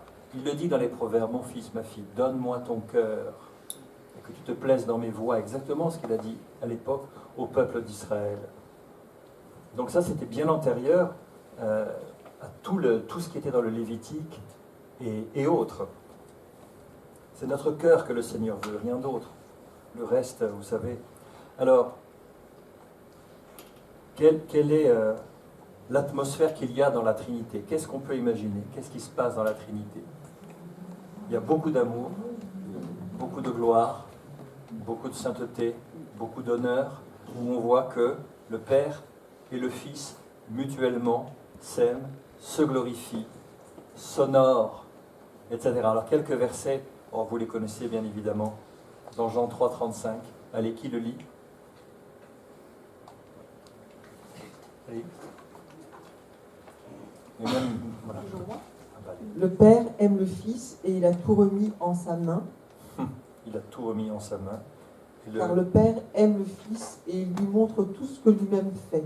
Il lui montrera des œuvres plus grandes encore pour que vous soyez étonnés. Ça ne vous bouleverse pas, ce verset? Il lui montre tout ce que lui-même fait. Le Père, il dit, regarde, mon fils, regarde. Il lui montre tout ce que lui-même fait. Et il lui montrera des œuvres encore plus grandes pour que vous soyez dans l'étonnement. Le Père aime le Fils. Et on continue, parce que tu as le micro. Vas-y, je t'écoute. Attends, Pardon, j'ai juste une question parce que je ne comprends pas trop ce que c'est la gloire. En soi que, nous, qu'on voit la gloire du Christ, il est tellement au-dessus que ça paraît normal, mais entre les deux, ils sont tous les deux, quelle gloire ils ont à s'apporter? Ils sont Dieu. Ils ne s'apportent pas, ils sont pleins de gloire. Il est dit dans ces palais, tous écrits gloire. Ils sont glorieux vis-à-vis de nous, on les voit glorieux, mais eux, est-ce qu'ils se voient glorieux entre eux? Tu leur demanderas, mais... Voilà, je me pose la question, mais j'ai du mal, je ne comprends pas en fait. C'est difficile, mais tu sais, on voit quelques passages, notamment dans les prophètes, où le Seigneur exulte en lui-même. Il exulte en lui-même, de sa propre nature. C'est compliqué. La gloire, le sens de ta question, c'est de se dire, il faut être finalement un être humain pour pouvoir mesurer la gloire de Dieu, en quelque sorte. C'est ça, ce qui est vrai aussi. Mais là, ce serait expliquer Dieu, l'éclat extraordinaire de sa majesté. Tu sais, dans l'Apocalypse, on voit les kéroubim, les archanges, les chérubins qui tournent autour du trône de Dieu. Et ils ne cessent de dire Saint, Saint, Saint l'Éternel, parce que à chaque fois qu'ils tournent, ils découvrent une nouvelle facette de Dieu pour l'éternité. Ils découvrent. Et ils sont eux-mêmes étonnés. Ils sont tellement devant la gloire de Dieu, si tu regardes bien, que quand un ange s'approche d'un homme, il reflète la gloire de Dieu et l'homme tombe par terre. Tu le vois dans Daniel, tu le vois dans Jérémie, c'est pas l'ange de l'Éternel dont on parle, c'est un ange lambda. Et les hommes tombent parce qu'ils reflètent la gloire de Dieu. Regarde Moïse, quand il avait vu Dieu de dos, et il reflétait, quand il est revenu au camp, il ne savait pas qu'il reflétait, c'est quand il a dû voir la tête des gens du camp qui devaient être comme ça, il dit qu'est-ce qui se passe? Et il reflétait l'éclat de la majesté de Dieu et il avait mis un voile dessus parce qu'il ne voulait pas que l'on voie ternir la gloire de Dieu. Mais dans ces palais, tout s'écrit gloire. Est-ce que vous saviez que dans les cieux, dans les lieux célestes, il y a des cultes perpétuels? Il y a 7 cultes perpétuels que vous avez dans l'Apocalypse, dans le premier chapitre. Le culte à l'agneau, le culte au Père, le culte à l'Esprit, etc. Il y en a 7 en permanence, en permanence, en permanence. C'est la louange permanente qu'il y a dans les cieux. C'est un autre sujet, on ne va pas le développer, mais vous lirez à partir de... Il y avait une porte dans le ciel, et j'entendis une voix qui me dit, monte ici. La porte, c'est le Christ, il dit, je vis un trône. Et puis après, il y a l'agneau qui vient. Qui est digne d'ouvrir le livre? Et je viens un agneau, ni ne pleure pas, voici l'agneau, le lion de Juda. Ça c'est le culte à l'agneau, après il y a le Père. Il y a 7 cultes en permanence dans les cieux. Tout s'écrit gloire, on ne sait pas. Patiente un peu parce qu'on va tous y aller. On va voir ça de près. Alors. Père, glorifie ton nom. Et une voix vint du ciel. Je l'ai glorifié et je le glorifierai encore. Vous voyez cet échange? Le Fils qui glorifie le Père qui répond aussitôt et qui glorifie son Fils. Le suivant. Après avoir ainsi parlé, Jésus leva les yeux au ciel et dit, Père, l'heure est venue. glorifie ton Fils afin que ton Fils te glorifie. Et maintenant toi, Père, glorifie-moi auprès de toi-même de la gloire que j'avais auprès de toi avant que le monde soit. Avant que le monde soit. Avant que le monde soit. Alors, justement, là on voit, vous savez que ce qui se passe au sein de la Trinité, c'est un modèle de ce qui devrait se passer entre nous dans le corps de Christ. Il nous a donné un exemple. Et dans nos relations, il faudrait que tout passe au travers du Christ. Alors c'est un peu particulier ce que je vous dis, mais quand l'apôtre Paul dans les Corinthiens dit « Si nous avons connu avant les gens selon la chair, nous ne les connaissons plus de cette manière ». Dans nos relations, tout devrait passer par le Christ, dans tous les sens. Qu'on n'ait plus des relations sur un plan purement humain ou avec tous les travers qu'on peut avoir, mais tout devrait passer par le Christ. Pourquoi ? Tout à l'heure, la description de la Trinité que nous avons donnée, est-ce que vous êtes consciente et conscient que c'est là que nous sommes en esprit? Qu'est-ce qu'il est dit dans les Éphésiens? Alors là, il faudrait que vous reveniez 2 ans en arrière, parce qu'on a fait le parcours sur les Éphésiens. Marie-Laure m'avait prêté un livre qui s'appelait « L'Église vue du ciel ». Il est dit que nous sommes en Christ, ça revient 47 fois, nous sommes en Christ dans les lieux célestes. Ça veut dire que nous sommes au sein de cette Trinité. Et je voudrais vous dire une chose, si vous pensez que vous êtes des êtres terrestres qui attendent d'être au ciel, il faudrait changer votre mentalité, parce que vous êtes des êtres déjà célestes qui vivaient temporairement sur la terre. D'où le titre du livre, l'Église vue du ciel. Mais c'est pas moi qui le dis, c'est Paul. Vous êtes en Christ dans les lieux célestes. Et le Christ, il est où? On l'a lu tout à l'heure. Il est assis à la droite du Père. Donc ça veut dire que, en esprit, par la foi, vous êtes au-dessus de tout avec le Christ, au-dessus des problèmes, au-dessus de Satan, au-dessus des démons, au-dessus de tout. C'est la réalité. On essaye de faire des tas de choses, alors qu'il faut essayer simplement de croire ce que nous sommes. C'est plus difficile de croire ce que nous sommes déjà en Christ que d'essayer de le faire. Et vous savez, il y a 2 notions qui se combattent dans nos vies, c'est le faire et l'être. Vous savez, quel était le mensonge d'Éden? J'empiète un tout petit peu sur...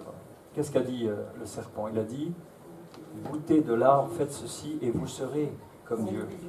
Et il nous a implanté dans le crâne l'idée que c'est en faisant que nous allons être. En faisant des rites, en faisant des tas de choses, on va être. Le Christ a mis le plan à l'envers, il a dit changez, soyez différents et vous pourrez faire. Alors d'un point de vue savant, on parle de l'économie pour faire et l'ontologie pour être. Ce que Dieu veut, c'est que nous soyons. Faire évidemment, les œuvres, on en a parlé avec Jacques, mais ce n'est pas en faisant qu'on va être, c'est en étant qu'on fera. Mettez-vous ça dans la tête, ça change beaucoup de perspectives. Il y a un drôle de bruit. Bon, c'est les pics qui sont en train de lâcher, peut-être, je ne sais pas. Bien. Alors, comme l'eau, alors ça, je ne sais pas si je l'ai mis. Si. Alors, je ne l'ai pas mis sur les slides, j'ai mis ici, page 11, pour vous, vous avez vu? Comme dans l'eau, le visage répond au visage, ainsi le cœur de l'homme répond au cœur de l'homme. C'est les Proverbes 27, verset 19. C'est pour illustrer que nous sommes relationnels. Vous avez une autre traduction qui nous parle du côté négatif avec la colère en disant comme le fer aiguise le fer aussi, hein, la colère. Nous sommes des êtres relationnels. Et vous savez, c'est parce que nous sommes créés à l'image de Dieu et que nous sommes destinés à être dans une communion d'amour avec lui que nous trouvons en Dieu notre identité, notre sécurité et le sens de notre valeur personnelle. Toutes choses qui ont été perdues avec la chute, c'est ce qu'on va étudier la semaine prochaine. Alors j'aimerais qu'on lise ensemble quelques versets dans cette section-là sur d'abord l'identité. Alors, qui veut le lire? Ah bah Karine, super, vas-y. L'homme, Dieu créa l'homme. Dieu créa l'homme à son image, Dieu créa l'image de Dieu, il créa l'homme et la femme. Plus exactement, il les créa mâle et femelle. 2 versants d'une même, enfin 2 côtés d'une même pièce, en fait. Hein. à son image. Vous aviez noté que après la chute, quand Adam a eu Caïn, il est dit il fit un fils à son image, mais à l'image d'Adam. Chapitre 4. Il le fit à son image d'Adam. Ouais, ouais. Quelque chose a été perdu quelque part. Et le tableau bleu que vous avez sur le côté, je ne sais pas si vous arrivez à voir. Je ne l'ai pas retrouvé parce que je voulais en faire une diapo, mais je n'ai jamais remis la main dessus. Ici, est-ce que vous arrivez à voir ce que cela représente, le tableau bleu et noir qui est là? Alors, voilà. Il y a deux personnes. Il y a une sorte, on peut deviner qu'il y a une espèce de fosse très profonde. Et ces deux personnes qui sont éclairées par l'arrière jettent violemment un cadre de tableau. Il n'y a que le cadre, il n'y a pas de peinture au milieu, il y a juste le cadre. Ça, ce sont les hommes qui rejettent le copyright qu'ils ont de Dieu. Ils ne veulent pas être dans le cadre, ils le jettent. Et pourtant, si vous regardez attentivement, l'ombre sur le mur, même en rejetant, ils sont toujours à l'intérieur du cadre. Alors j'avais choisi c'est un tableau de Tansey, je crois, Marc Tansey, pour expliquer qu'on le veuille ou non, qu'on rejette le Seigneur, qu'on nie son existence, on a un copyright que nous portons toutes et tous. Il est dit que Dieu a mis en l'homme la pensée de l'éternité, bien qu'on ne puisse pas comprendre l'œuvre que Dieu fait de son commencement jusqu'à sa fin. Par exemple, et je crois que c'est Émilie qui l'avait dit un jour dans un message, c'est que l'idée de la mort nous est insupportable parce qu'on est destiné à être éternel. C'est pour ça que c'est insupportable. Les animaux, non, ils n'ont pas ce sens-là. Un animal, il n'a pas ce sens-là. Nous, c'est insupportable l'idée de la mort. Et regardez ce qui se passe au travers de l'histoire. On essaye de gommer absolument cette idée, c'est l'échec absolu de l'humanité. On essaie de prolonger sa vie, on essaie de prolonger sa jeunesse. Et qu'est-ce qu'on voit? On voit les cimetières qui s'éloignent de plus en plus de la communauté des vivants. Avant, les cimetières étaient à côté des églises, comme ça on communiait tous ensemble, etc. Et là, on les met à la périphérie, on ne veut plus les voir, on éloigne. On ne veut pas l'idée de la mort. Même un cuisinier avait expliqué un jour qu'on ne veut plus deviner l'animal mort dans les plats qu'on vous sert. Avant, vous mettez une poularde entière avec la tête, le bec, la plume derrière. Maintenant, non. Vous avez les yeux, les poissons carrés avec les yeux dans les coins. On vous débite tout. Il ne faut surtout pas rappeler que c'est un animal mort. Et on rejette cette idée-là. C'est l'échec absolu. Parce que nous sommes destinés à vivre éternellement. Et c'est quoi la vie éternelle, à votre avis? Tiens, qu'est-ce que c'est la vie éternelle? Définition. Il y en a une dans la Bible, mais il n'y en a pas qu'une.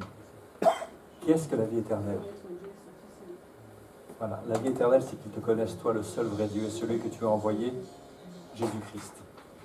Alors effectivement, si vous pensez que la vie éternelle, c'est une juxtaposition de jours sans fin, alors c'est pas faux, sauf que le temps va disparaître dans une certaine mesure avec l'éternité.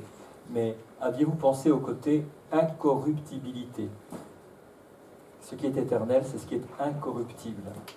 Il y a une journaliste américaine qui a eu l'idée, alors je ne sais pas si vous irez au McDo après ce que je vais vous raconter, mais je le dis quand même. Elle est allée au McDonald's du coin, puis elle a pris un menu Happy Meal.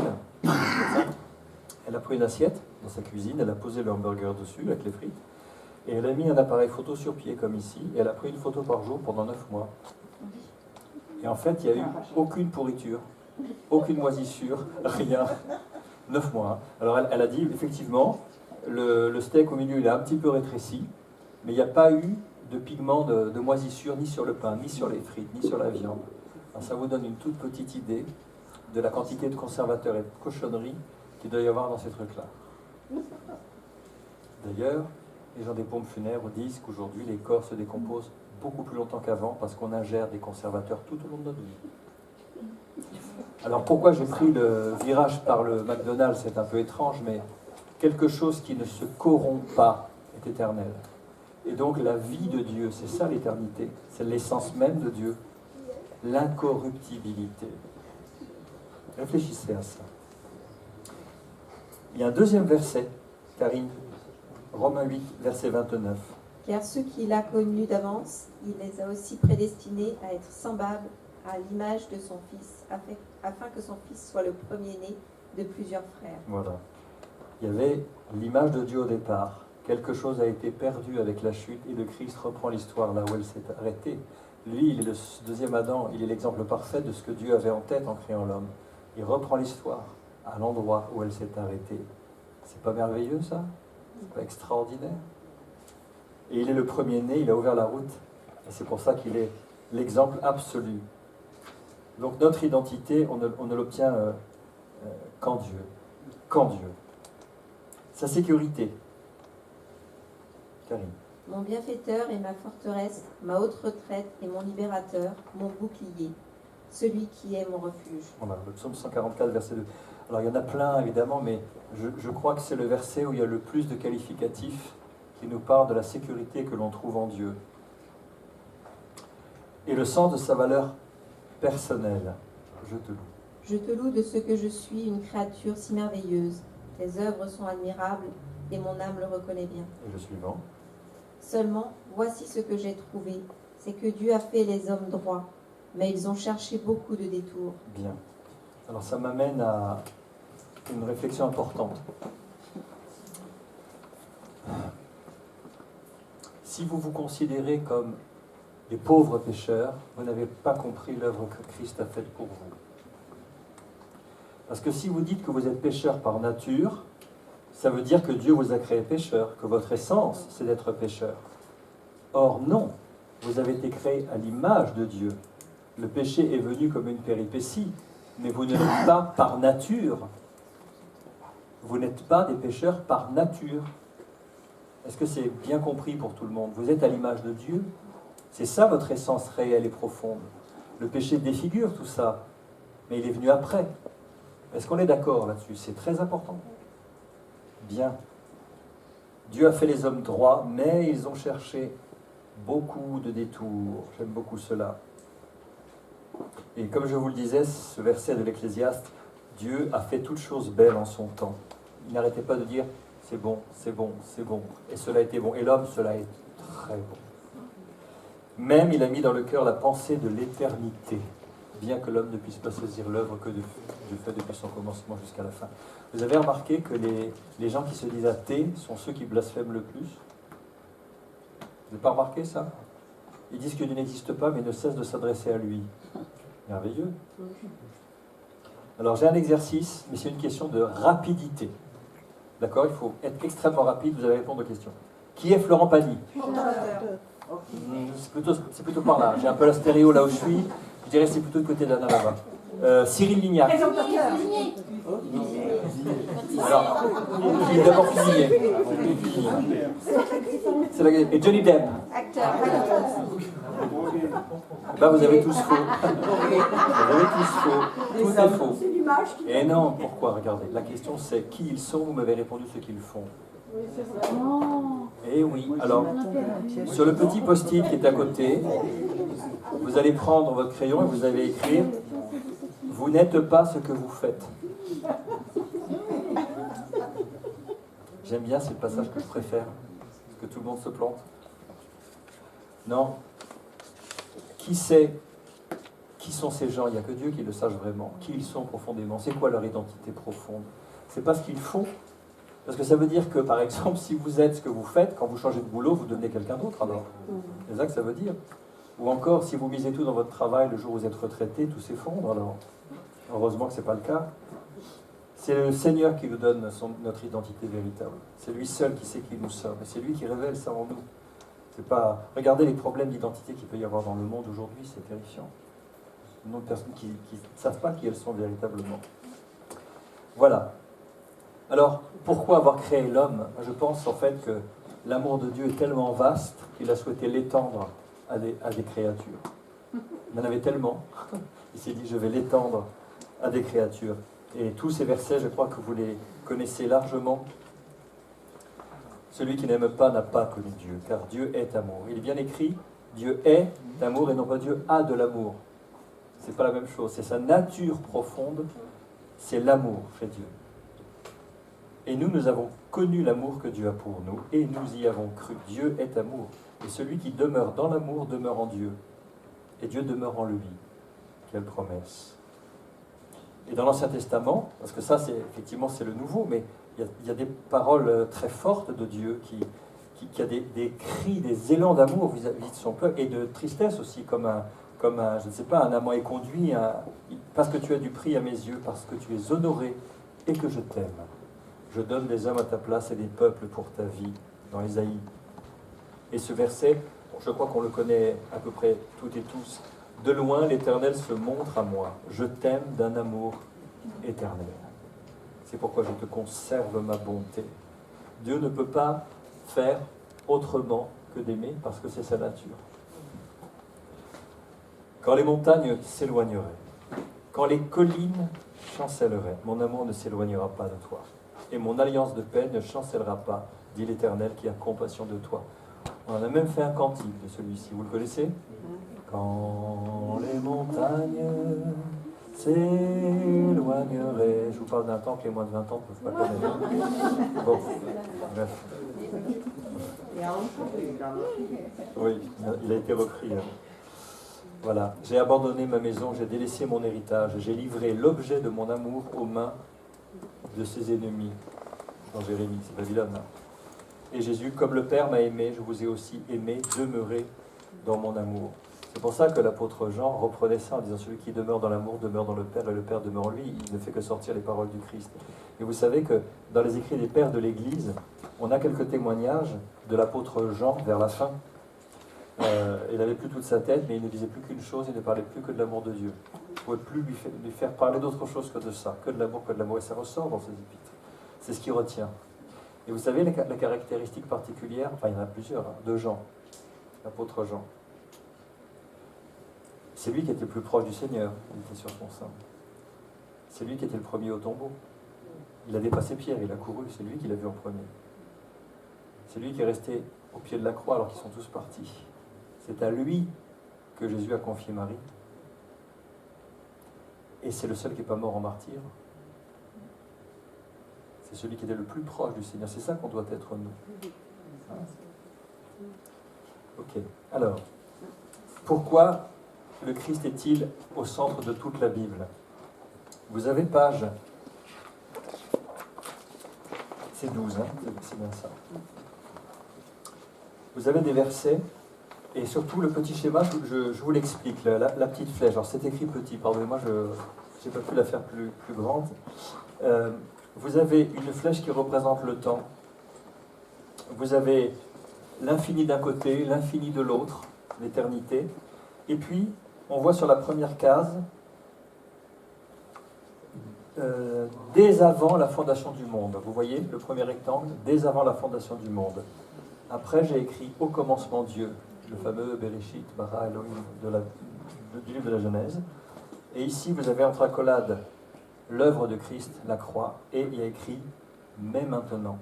Alors, le Christ, Jésus, c'est son nom d'homme, hein, le Christ est éternel. Il n'a pas de commencement, il n'a pas de fin. C'est pour ça que je vous avais fait une petite question piège en vous disant est-ce que le Christ est juif? Vous vous rappelez? On dit bah oui, bah non. Le Christ n'a pas de nationalité, il est éternel. Il est dès avant la fondation du monde. Jésus, oui, parce que c'est son nom d'homme. Mais qu'est-ce qu'on voit dans dès avant la fondation du monde?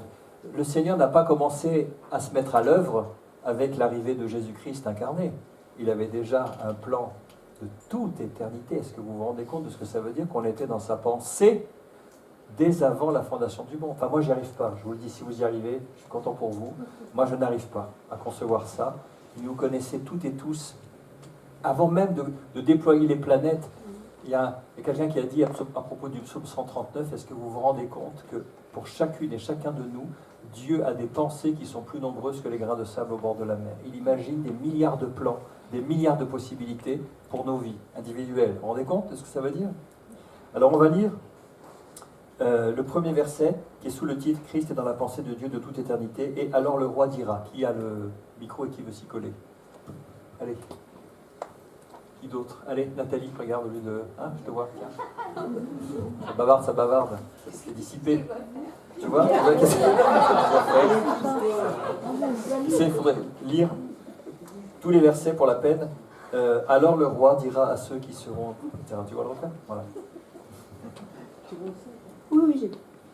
Alors le roi dira à ceux qui seront à sa droite, venez, vous qui êtes bénis de mon Père, prenez possession du royaume qui vous a été préparé dès la fondation du monde. Le royaume déjà. Matthieu 25. Ensuite.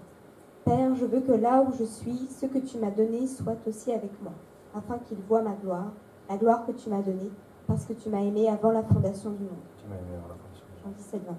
Mm. En lui, Jésus-Christ, Dieu nous a élus avant la fondation du monde pour que nous soyons saints et irréprochables devant lui. Éphésiens 1. Prédestiné avant la fondation du monde, il fut manifesté à la fin des temps à cause de vous. On parle de Christ, bien sûr. 1 Pierre 1, 20. Et tous les habitants de la terre l'adoreront, ceux dont le nom n'a pas été écrit dans le livre de vie de l'agneau qui a été immolé dès la fondation du monde. Apocalypse 13, 9. Et les habitants de la terre, ceux dont le nom n'a pas été écrit dès la fondation du monde, dans le livre de vie, s'étonneront en voyant la bête, parce qu'elle était et qu'elle n'est plus, et qu'elle reparaîtra. Apocalypse 17. Merci. Alors, on voit que le royaume était déjà préparé avant la fondation du monde. On voit qu'on était déjà dans la pensée de Dieu. On a été élus en Jésus-Christ avant la fondation du monde. Tous et toutes. Que Jésus était prédestiné avant la fondation du monde à être l'agneau sacrifié. On le voit dans l'Apocalypse, l'agneau qui a été immolé dès avant la fondation du monde. Et enfin, le fameux livre de vie. Alors, à propos du livre de vie, j'ai une question à vous poser que j'ai posée aussi à l'autre groupe. Êtes-vous d'accord avec cette proposition? À chaque fois qu'une personne donne son cœur à Jésus-Christ, est réconciliée avec Dieu par sa foi en Jésus-Christ, son nom est ajouté au livre de vie. Oui, déjà. Maman, il était déjà. Je vous l'avais dit, hein. Ah, j'avais déjà dit? Au moins, c'est honnête, tu fais pas celle qui découvre tout, elle l'a dit franchement. Bah oui, effectivement, j'ai déjà dit ça. Oui, J'ai raté mon la défi. première présentation. Ah oui, d'accord. Bon, zut. Effectivement, on pourrait croire que les noms sont ajoutés au fur et à mesure que l'on donne notre vie au Christ, alors qu'en fait, la réalité, c'est que les noms de tous les hommes et toutes les femmes de tous les temps sont tous inscrits dans le livre de vie, mais que le Seigneur, avec tristesse, quand quelqu'un part sans être réconcilié, le nom est rayé. Et vous en avez un exemple dans le psaume 69, au verset 8, je crois. Psaume 69, verset 8. Alors, c'est pas un psaume très joyeux, c'est ce qu'on appelle un psaume d'imprécation. Hein. C'est un psaume contre les méchants, c'est assez violent. Et je vous le lis, c'est verset... Attendez, c'est 28, je crois plutôt, non? C'est ça, c'est verset 28. Psaume 69, verset 28 et 29. Alors, selon les traductions, les coupures des versets ne sont pas les mêmes. Vous avez 28 ou 29. Non, je vous lis les deux. Alors, il dit à propos des méchants, « Ajoute des iniquités à leurs iniquités, et qu'ils n'aient point part à ta miséricorde, qu'ils soient effacés du livre de vie, et qu'ils ne soient point inscrits avec les justes. » Et ça nous montre l'idée que le Seigneur veut que tous soient sauvés, parce que tous les noms sont inscrits. C'est ça son but de départ. Mais le fait de dire prédestination, c'est un grand débat. Mais je crois que c'est nous-mêmes qui décidons de notre destin, en refusant le Christ ou en l'acceptant. C'est ça qui fait qu'on sort. Et je crois que le cœur de Dieu saigne, et dans une tristesse profonde quand un nom doit être rayé, quand une personne n'est pas réconciliée. Quand même, le dernier verset qu'on a lu, il parle qu'il y a des gens qui ne sont pas inscrits avant la fondation du monde. Oui. Alors, tu sais, dont le nom n'a pas été écrit dès la fondation du monde dans le livre de vie. C'était une question qu'avait posée Nathalie d'ailleurs. Quand tu dis écrit dans le livre, moi j'y vois deux sens. Quand tu dis inscrit, c'est le fait que c'est déjà là, et puis tu as écrit qui est le mouvement d'écrire, à mon avis. Hein. Je ne sais pas si je suis clair en disant ça, mais le nom n'a pas été écrit dès la fondation du monde dans le livre de vie. Le verset que je lis là, le fait de rayer, même les méchants sont inscrits. Moi je pense vraiment qu'on est tous dedans déjà avant la fondation du monde, mais Dieu sait à l'avance. C'est le grand débat. C'était José qui avait posé la question en disant à propos de la prédestination, qu'est-ce que ça veut dire?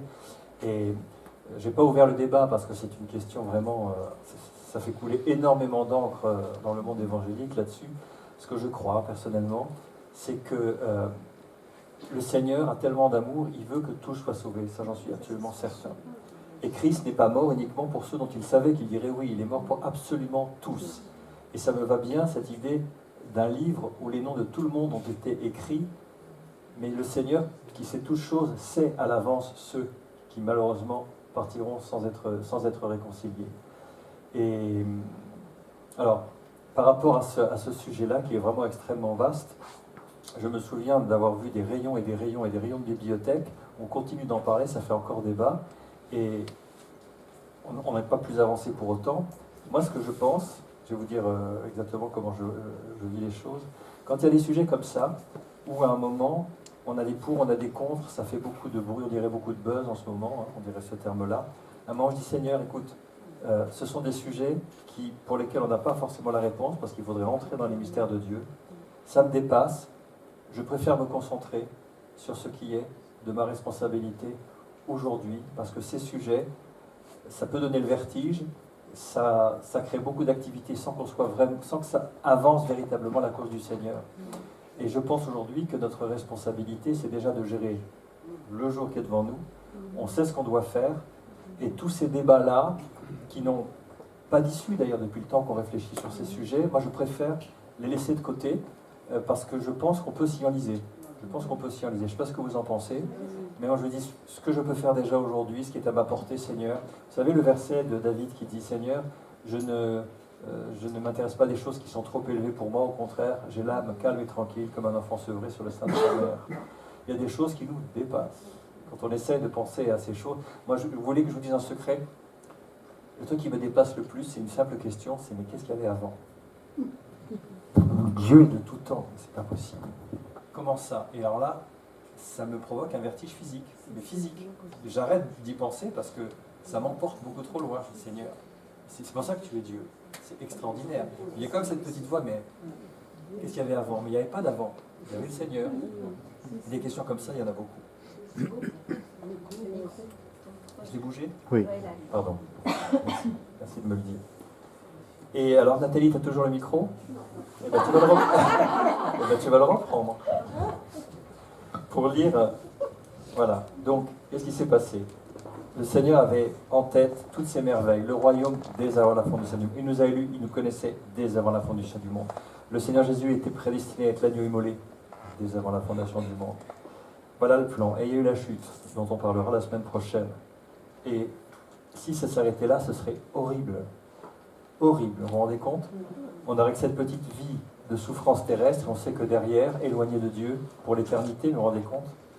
Il y avait quelqu'un qui avait écrit un jour dans le Top Chrétien, il avait fait « Ouf, Dieu est amour ». Ça dit tout.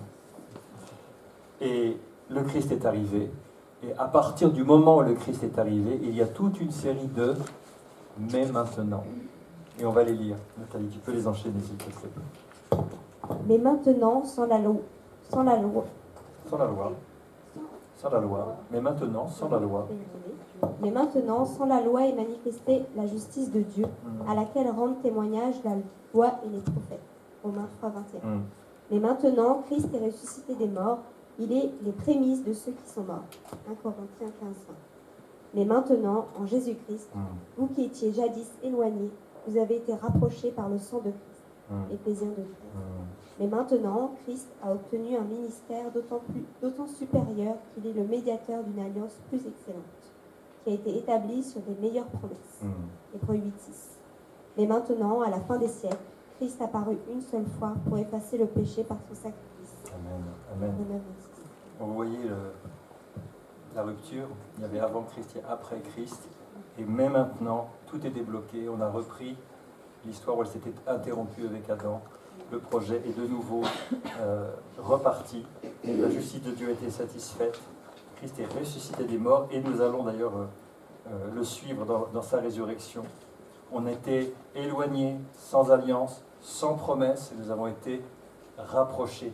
Alors il y a un verset, c'est juste pour vous donner un tout petit aperçu.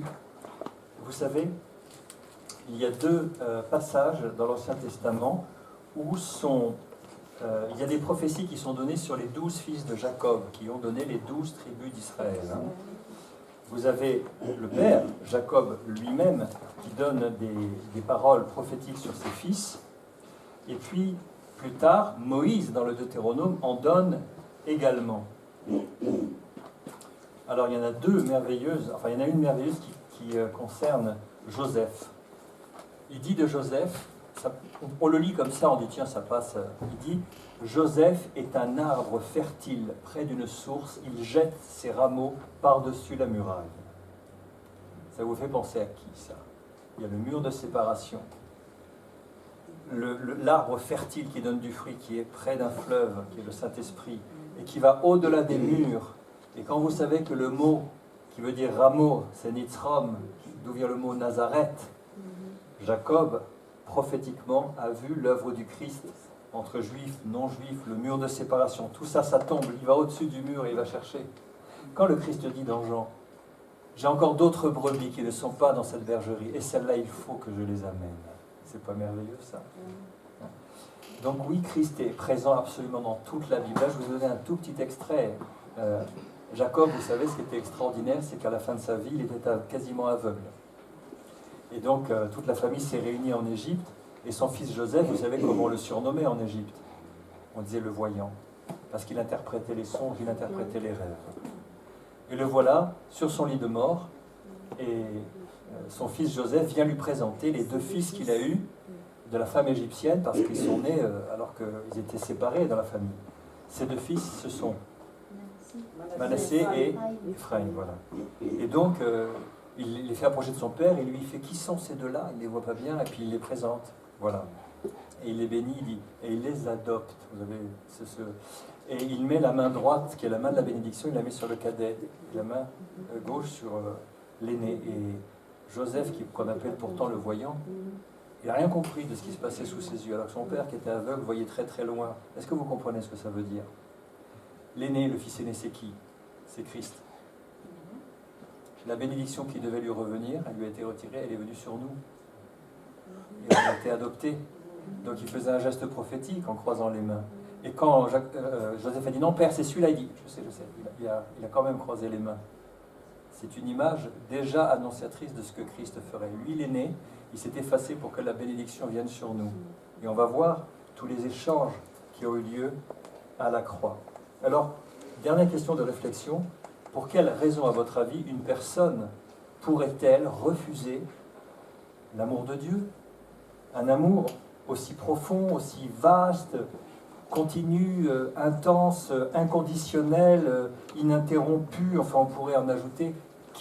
Pour quelle raison on pourrait refuser cet amour-là, à votre avis? L'incrédulité. Par peur. Par peur de Dieu, tu veux dire? Non.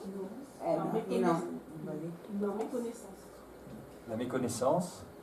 Oui, il faudrait rejeter plutôt les personnes qui sont censées apporter l'amour de Dieu aussi. Il faudrait rejeter le container. Il y a juste une chose qui est importante dans la question. Quand on dit rejeter l'amour de Dieu, ça veut dire qu'on vous le présente. Donc on ne peut pas dire je ne savais pas. Là, c'est des personnes à qui on leur présente et dit non, je ne veux pas. C'est vraiment ça. Hein. Oui? L'orgueil. L'orgueil. Un autre sentiment négatif que l'on rencontre plus souvent encore que... Enfin, assez souvent, c'est les personnes qui ont un sentiment d'indignité. Elles ont une conscience de Dieu. Elles se doutent qu'il est saint et elles se sentent tellement indignes qu'elles se disent non, je ne peux pas, c'est pas pour moi, je n'en suis pas digne, on a ça. Il y a des personnes aussi qui ont la haine de Dieu. C'est triste, mais c'est vrai. Et la rébellion, on verra la semaine prochaine dans l'origine du problème. C'est le titre que j'avais donné à notre session. On va voir exactement ce qui s'est passé en Éden, hein, d'accord? Exactement ce qui s'est passé en Éden. Et je voudrais glisser une information que j'ai oublié de vous donner tout à l'heure, une information purement pratique. Dans ce livret, vous verrez que de temps en temps, il y a des annexes. Hein. Par exemple, vous en avez une, page 21. Voilà. C'est marqué annexe au chapitre 2. Alors, les points qui sont présentés dans les annexes, je vous recommande de les lire, on pourra en parler un petit peu, mais c'est quand même pas réellement dans le périmètre primitif du parcours. Ce sont des informations additionnelles que souvent je n'aurai pas le temps de développer, mais je tiens à ce que vous soyez informés. Donc vous les lirez pour vous. Si j'ai le temps, j'en dis un mot. Hein. Si j'ai pas le temps, vous pouvez les lire. Si vous avez des questions, on en parle, vous venez me trouver, il n'y a pas de problème. Mais j'ai tenu à vous expliquer ceci. Il y a 2 ou 3 ans de ça, j'avais donné une série d'enseignements dans un camp chrétien, et j'avais appelé cette série d'enseignements la rémanence spirituelle. Ah, c'est un nom bien... Le nom m'est venu, hein, c'est pas moi qui l'ai trouvé, mais ça m'est venu comme ça. La rémanence, vous savez, c'est, alors la définition du Littré, c'est la persistance d'un effet après la disparition de sa cause. Alors en français, si je vous donne un coup sur la tête, vous allez avoir mal encore longtemps derrière, alors que le coup s'est terminé depuis bien longtemps. Mais la douleur, elle est encore là. Ou alors, si par exemple, ce qui ne serait pas une bonne idée, on mettait un caillou radioactif sur cette estrade, du polonium, du césium, 334, du radium, peu importe, on le laisse 5 minutes, et puis des gens en blouse blanche viennent le prendre et l'enlèvent. Mais 10 ans plus tard, si on revient à cet endroit avec un compteur Gégère, il va réagir parce que la radioactivité est encore là, même si le caillou a disparu. Qu'est-ce que dit le Seigneur dans sa parole? Il dit « Je suis l'Éternel, c'est là mon nom. Ma bouche proclame ce qui est droit et ma parole ne sera pas révoquée. » Un principe spirituel, vous en avez partout dans la parole de Dieu. Un principe spirituel, c'est une vérité sortie de la parole de Dieu qui, une fois qu'elle a été prononcée, prend quasiment son autonomie. Si vous vous y conformez, ça ouvre des bénédictions. Si vous lui résistez, ça va mal se passer. Mais ça a une portée éternelle. Il y a beaucoup d'exemples de cela. Et pourquoi je vous explique cela? C'est qu'il y a des principes spirituels qui ont une certaine rémanence, vous avez compris le truc, en bien et en mal. Et en Éden, il y en a un qui a été posé, négatif, qui est « En connaissant, vous serez comme des dieux ». Si je vous disais qu'aujourd'hui, vous avez des centaines de milliers de gens, des millions de gens, qui croient vraiment qu'en accédant à une sorte de connaissance secrète, ils vont devenir Dieu, c'est toute la franc-maçonnerie. C'est tous les rosicruciens. C'est la Kabbale.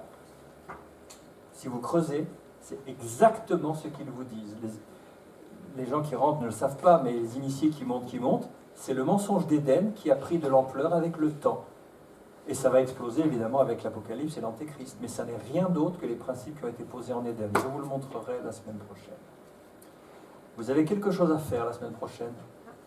Qu'est-ce que vous devez faire? Trouver un verset. Trouver un verset trinitaire. Bravo. Très bien. On est dans les temps, j'ai pas vraiment pile, c'est parfait. C'est parfait. Alors je voudrais juste prier. Voilà.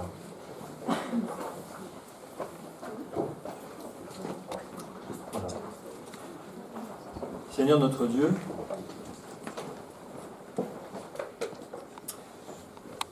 nous voulons être conscients que c'est toi que nous voulons rencontrer ce soir, et ton Fils, parce que, on l'a dit, la vie éternelle, c'est de connaître toi et celui que tu as envoyé, Jésus-Christ, ton Fils.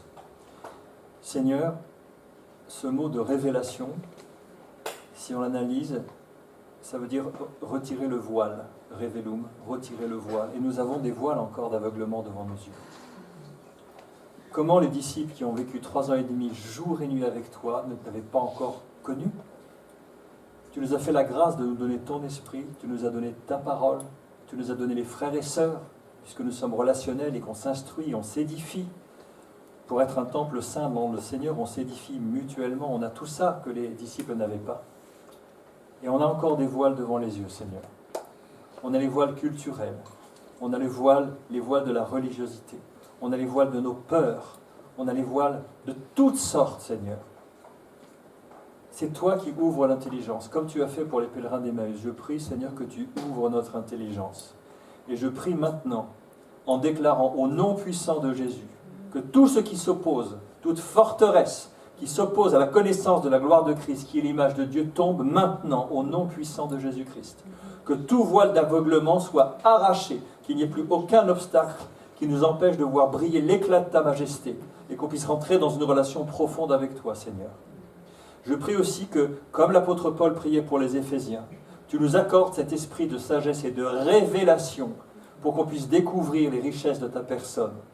Je prie, Seigneur, que si nous avons des difficultés à lire, et encore à lire ta parole, viens à notre secours, parce que tu donnes à tous avec générosité, sans aucun reproche. Si quelqu'un manque de sagesse, qu'il la demande à Dieu qui donne à tous avec libéralité et sans reproche. Si quelqu'un manque de persévérance, qu'il la demande à Dieu. Si quelqu'un manque de courage, qu'il la demande à Dieu. Si quelqu'un a des difficultés de lecture, qu'il demande à Dieu son aide. Il y a des exemples de personnes qui ont appris à lire uniquement grâce à l'Esprit de Dieu, qui leur a appris à lire. Seigneur, vraiment, nous te sollicitons que tu relayes tout ce qu'on a entendu. Je prie que nous relisions ce document qu'on n'avait pas eu le temps de préparer, mais qu'on s'imprègne bien de ces réalités. Tu es, Seigneur, avant toute chose. Tu te lèveras le dernier sur la terre. Tu te lèveras le dernier sur la terre, tu auras le dernier mot, Seigneur. Et tu es dans la pensée du Père de toute éternité. Et nous étions portés dans ton cœur avant même que le monde fût.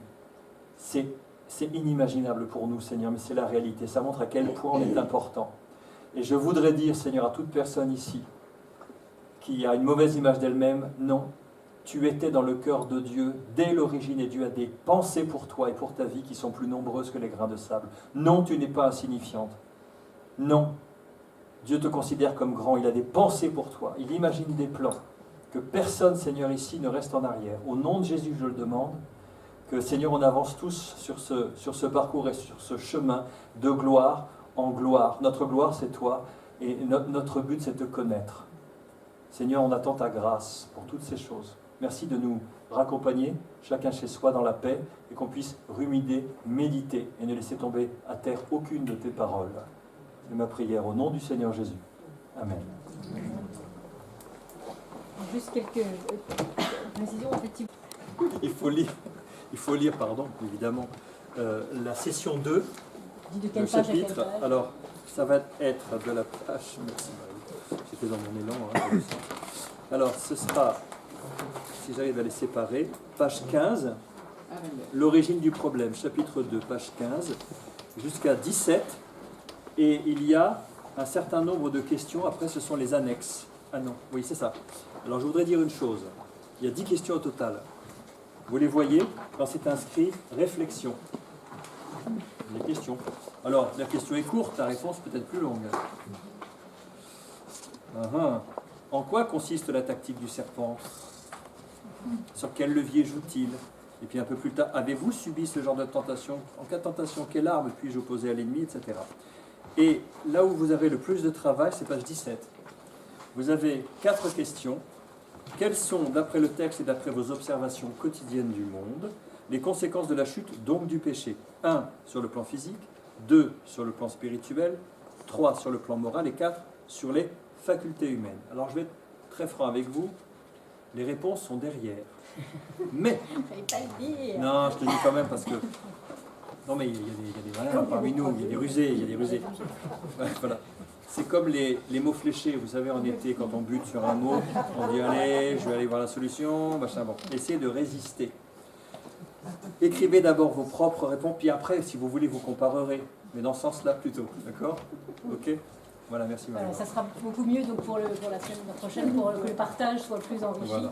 Donc aujourd'hui, évidemment, vous pouviez moins participer, mais avec la semaine prochaine, même si on est nombreux, ça sera l'idée de participer. Ah oui. Un dernier détail technique, sur ce tableau que vous avez